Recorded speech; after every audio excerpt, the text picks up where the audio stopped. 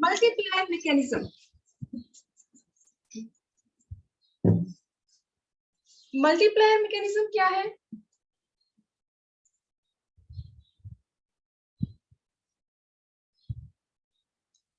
Multiplier mechanism means कि हम ये कहते हैं कि जितना भी इन्वेस्टमेंट में चेंज होता है उसका कई गुना ज्यादा इफेक्ट पड़ता है इनकम के ऊपर।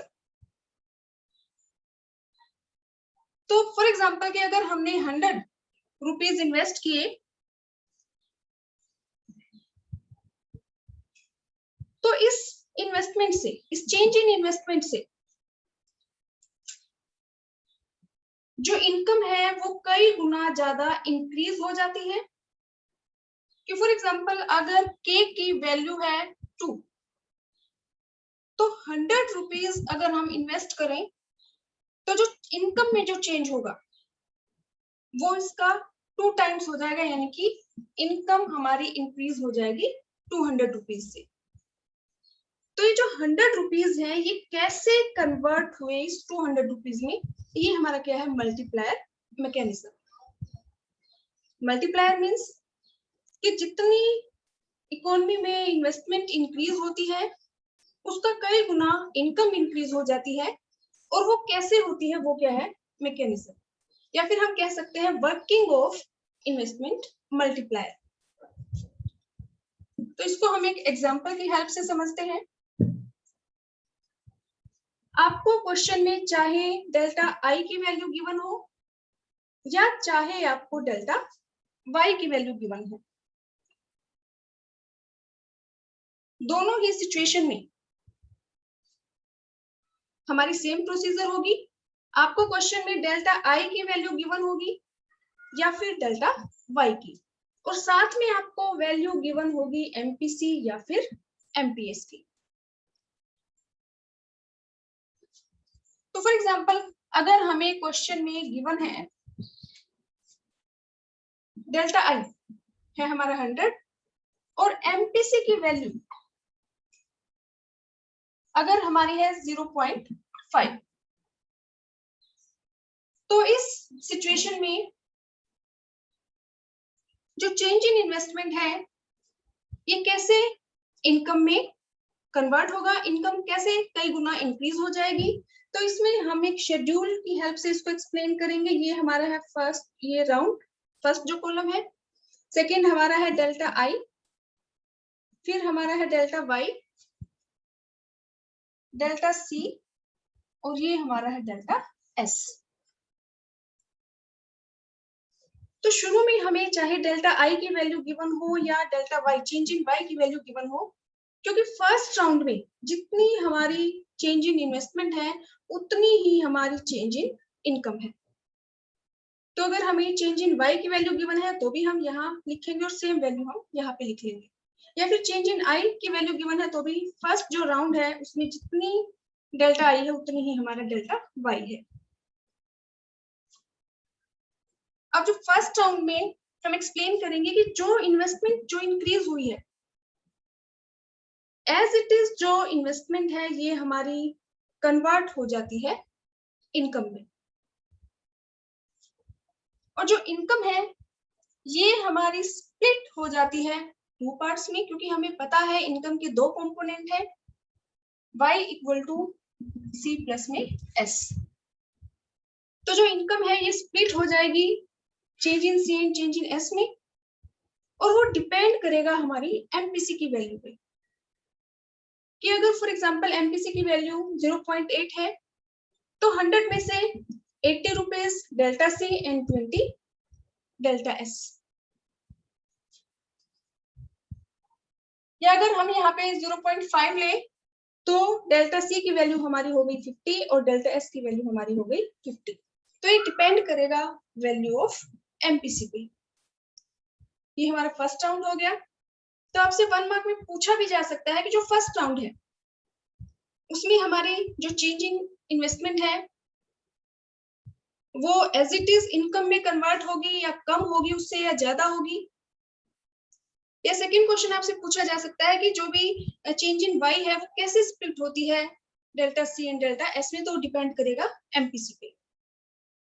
अब जो सेकेंड राउंड है, सेकेंड राउंड में जो कंजम्पशन एक्सपेंडिचर है ये हमारा कन्वर्ट हो जाएगा डेल्टा वाई में, यानी कि जो 50 है वो हमारा, क्योंकि एक पर्सन का जो कंजम्पशन एक्सपेंडिचर है वो दूसरे पर्सन की इनकम है, तो जो डेल्टा सी है ये हमारा कन्वर्ट हो जाएगा डेल्टा वाई में, और डेल्टा वाई हमारा फिर से स्प्लिट हो जाएगा delta C and delta S में, डिपेंड्स अपॉन एमपीसी। तो जो इनकम है 50, अगर हम इसको 0.5 जो हमारी एमपीसी की वैल्यू है इससे मल्टीप्लाई कर दें तो डेल्टा सी की वैल्यू हमारी आ जाएगी 25, 50 का हाफ, और 50 में से 25 हम लेस करें तो डेल्टा एस में भी हमारी वैल्यू ट्रांसफर हो जाएगी 25। अब जो थर्ड राउंड है उसमें हमें पता है कि एक पर्सन का जो एक्सपेंडिचर है वो किसी दूसरे की इनकम है, तो जो डेल्टा सी है वो कन्वर्ट हो जाएगा डेल्टा वाई में 25, और 25 फिर से स्प्लिट हो जाएगा दो पार्ट्स में, changing C and changing S में, और वो डिपेंड करेगा वैल्यू ऑफ एमपीसी कि जो भी ये y है इसको हम मल्टीप्लाई कर देंगे 25 इंटू 0.5, तो इनके 25 का हाफ 12.5 और 12.5, क्योंकि डेल्टा सी की वैल्यू अगर हमें पता चल जाए तो हम डेल्टा वाई में से माइनस कर देंगे डेल्टा सी, तो वैल्यू हमारे पास आ जाएगी डेल्टा एस। अब ये जो राउंड है ये चलते रहेंगे कब तक, जब तक कि डेल्टा सी की वैल्यू 0 ना हो जाए, क्योंकि जब डेल्टा सी की वैल्यू 0 होगी तो यहाँ पे चेंज इन इनकम हमारा क्या आएगा, 0। तो ये हमारी this process will continue till delta C will become 0।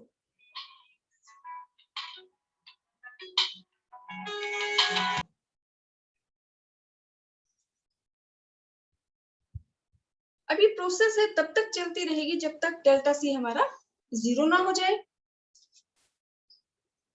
अब जो टोटल चेंज इन इनकम है, हमारी जो इन्वेस्टमेंट है, चेंज इन इन्वेस्टमेंट, वो उसकी वैल्यू तो हमारी 100 है। अब डेल्टा वाई की टोटल इनकम 100 रुपीज इन्वेस्ट करने से जो टोटल इनकम है उसमें कितना चेंज होगा, ये हमारा डिपेंड करता है वैल्यू ऑफ एमपीसी पे। इसके लिए हम पहले के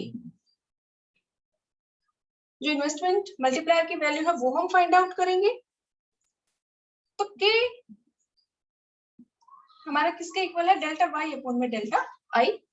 अब डेल्टा आई की वैल्यू तो हमारे पास है 100 और हमें कैलकुलेट करना है डेल्टा वाई, तो इसके लिए हमें क्या चाहिए, के की वैल्यू, और के की वैल्यू हम फाइंड आउट कर सकते हैं with the help of MPC. तो हम सबसे पहले के की वैल्यू फाइंड आउट करेंगे, 1/1 माइनस में एमपीसी, 1/1 माइनस 0.5, तो ये हमारी वैल्यू आ जाएगी 10/5 2। अब के की वैल्यू हमारी 2 है तो यहाँ पे इक्वल टू के की जगह पे हम वैल्यू पुट कर देंगे 2, और जब हम क्रॉस मल्टीप्लिकेशन करेंगे तो चेंज इन वाई की वैल्यू हमारी आ जाएगी, यानी कि जो डेल्टा वाई है इसका जो टोटल है ये हमारा कितना आ जाएगा 200। अब इस 200 में से जो डेल्टा सी है ये हमारा डिपेंड करेगा एमपीसी पे। इस 200 को जो टोटल चेंज हुआ है इनकम में, इसको अगर हम 0.5 से मल्टीप्लाई कर दे तो डेल्टा सी हमारा आ जाएगा 100, और 200 में से 100 अगर हम लेस करें तो डेल्टा एस हमारा आ जाएगा 100। तो ये हमारा है, हम शेड्यूल की हेल्प से एक्सप्लेन कर सकते हैं कि जो हमारे शेड्यूल में है सेम वही हमें इसकी जो स्टेप्स हैं वो एक्सप्लेन करनी है।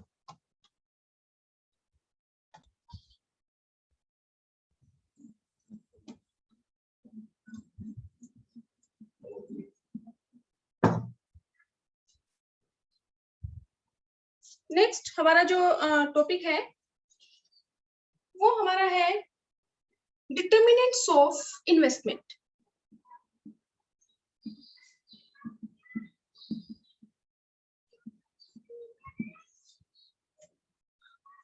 कि जो भी प्रोड्यूसर्स हैं जो इन्वेस्टमेंट करते हैं, तो वो इन्वेस्टमेंट से रिलेटेड जो डिसीजन लेते हैं वो किसके ऊपर डिपेंड करता है? वो डिपेंड करता है MEI, marginal efficiency of investment, और second ROI, rate of interest.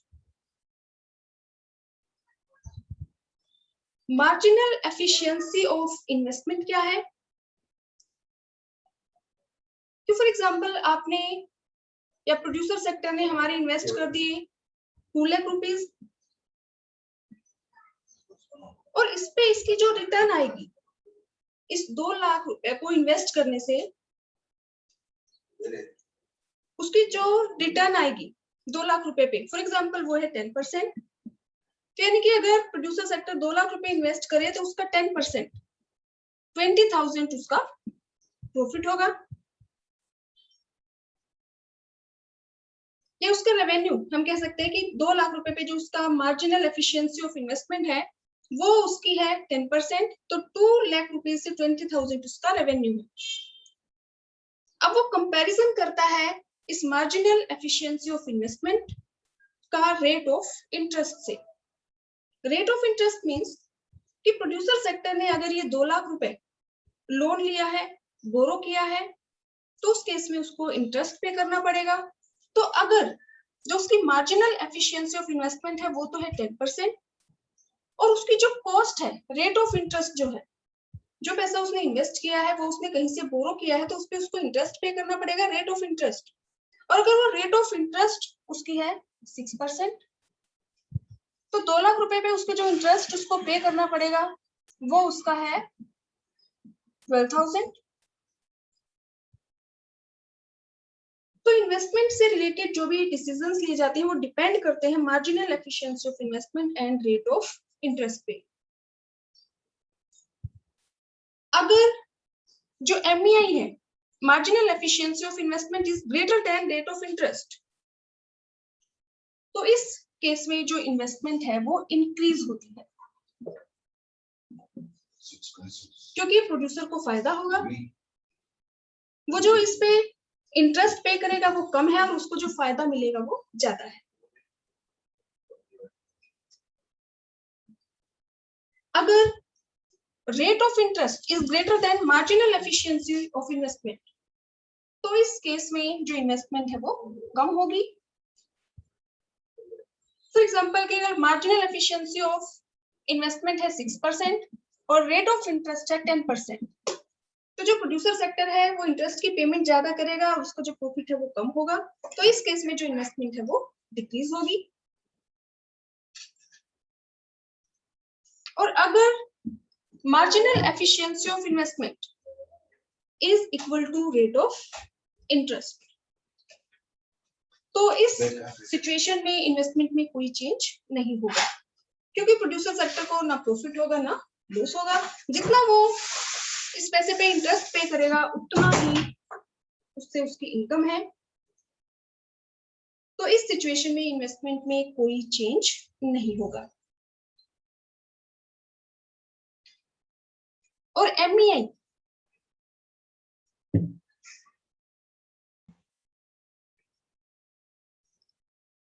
कि जो भी हमारी केस ने जो थ्योरी दी है S equal to I approach, तो उसमें जो इन्वेस्टमेंट एक्सपेंडिचर है वो हमारा ऑटोनोमस इन्वेस्टमेंट एक्सपेंडिचर है, और autonomous investment expenditure is not depend upon income. Autonomous means free, जो इनकम के ऊपर डिपेंड नहीं है। इनकम चाहे डिक्रीज हो इंक्रीज हो, इन्वेस्टमेंट में कोई चेंज नहीं होगा, ये कांस्टेंट रहती है। लेकिन जो ऑटोनोमस इन्वेस्टमेंट है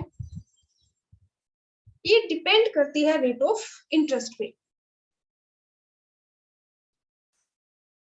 कि अगर MEI marginal efficiency of investment, marginal efficiency of investment means कि प्रोड्यूसर सेक्टर जितनी भी इन्वेस्टमेंट करता है उस पे उसको कितना रिटर्न मिलेगा, कितना उसको उससे इनकम होगी। तो जो प्रोड्यूसर सेक्टर है वो कंपैरिजन करता है मार्जिनल एफिशिएंसी ऑफ इन्वेस्टमेंट, और उस इन्वेस्टमेंट के लिए उसने जो पैसा उधार लिया है उस पे जो वो इंटरेस्ट पे करता है, रेट ऑफ इंटरेस्ट। अगर प्रोड्यूसर सेक्टर को लगता है कि जो फॉर एग्जाम्पल उसने 10,000 रुपीज वो इन्वेस्ट करना चाहता है, तो वो कंपैरिजन करता है marginal efficiency of investment and rate of interest की। अगर प्रोड्यूसर सेक्टर को लगता है कि जो रेट ऑफ इंटरेस्ट है इस 10,000 पे वो कम है 6%, और इसकी जो मार्जिनल एफिशिएंसी ऑफ इन्वेस्टमेंट है वो है 10%, तो इट मींस प्रोड्यूसर को फायदा होगा। जो इस 10,000 रुपीज की इन्वेस्टमेंट करने पे उसको जो खर्चा लगेगा वो तो है 6%, और जो उसकी इनकम है वो कितनी है 10%। तो इस सिचुएशन में MEI is greater than ROI, marginal efficiency of investment. इस 10,000 रुपए की इन्वेस्ट करने से जो इनकम होगी प्रोड्यूसर सेक्टर की वो ज्यादा है, और जो इंटरेस्ट पे करेगा वो इस 10,000 रुपए पे वो कम है। If MEI is greater than ROI, तो इन्वेस्टमेंट इंक्रीज होगी, जो प्रोड्यूसर सेक्टर है वो ज्यादा इन्वेस्ट करेगा। और अगर प्रोड्यूसर सेक्टर इन दोनों का कंपैरिजन करें और रेट ऑफ इंटरेस्ट अगर है 10% और जो मार्जिनल एफिशिएंसी ऑफ इन्वेस्टमेंट है वो है 6%, तो इस केस में जो प्रोड्यूसर सेक्टर है वो इन्वेस्टमेंट नहीं करेगा, क्योंकि उसकी कॉस्ट ज्यादा है और उसका जो रेवेन्यू है वो कम है। तो इस सिचुएशन में if rate of interest is greater than marginal efficiency of investment, तो इन्वेस्टमेंट कम होगी, प्रोड्यूसर सेक्टर कम इन्वेस्टमेंट करेगा। और अगर 10,000 रुपीज इन्वेस्ट करने से जो रेट ऑफ इंटरेस्ट है इस 10,000 की वो भी 10% है, और जो मार्जिनल एफिशिएंसी ऑफ इन्वेस्टमेंट है वो भी 10% है, यानी कि इतनी ही प्रोड्यूसर को पेमेंट करनी पड़ेगी, इतनी ही उसकी इनकम होगी।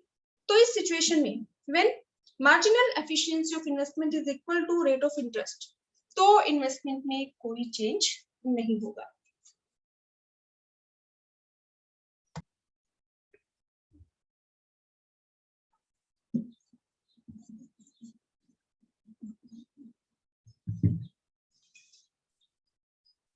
अब हमारा जो नेक्स्ट टॉपिक है वो हमारा है बार्टर सिस्टम। बार्टर सिस्टम क्या है?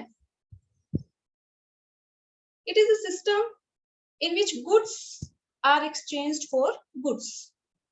गुड्स के बदले में हम गुड्स एक्सचेंज करते हैं, उसको हम क्या बोलते हैं? Barter system. और इसको हम CC इकोनॉमी भी बोलते हैं, यानी कि ऐसी इकोनॉमी जिसमें कमोडिटी के बदले में कमोडिटी एक्सचेंज की जाती है। तो बार्टर सिस्टम में मनी का तो यूज होता नहीं, क्योंकि गुड्स के बदले में गुड्स एक्सचेंज होती हैं।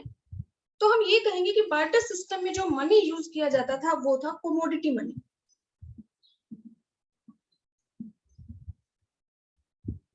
क्योंकि कमोडिटी के बदले में कमोडिटी एक्सचेंज की जाती थी। तो बार्टर सिस्टम में हम यूज करते थे कमोडिटी मनी, और इसी वजह से प्रॉब्लम अराइज होती थी डबल कोइंसिडेंस ऑफ वांट की।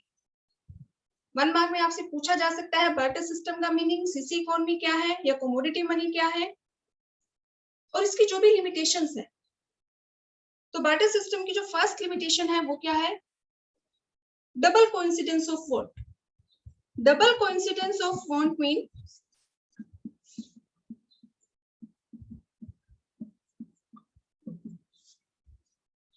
Double coincidence of want means कि अगर 2 पर्सन हैं, राम एंड श्याम या A and B, both have the goods which they want to exchange from each other, कि A के पास अगर राइस है,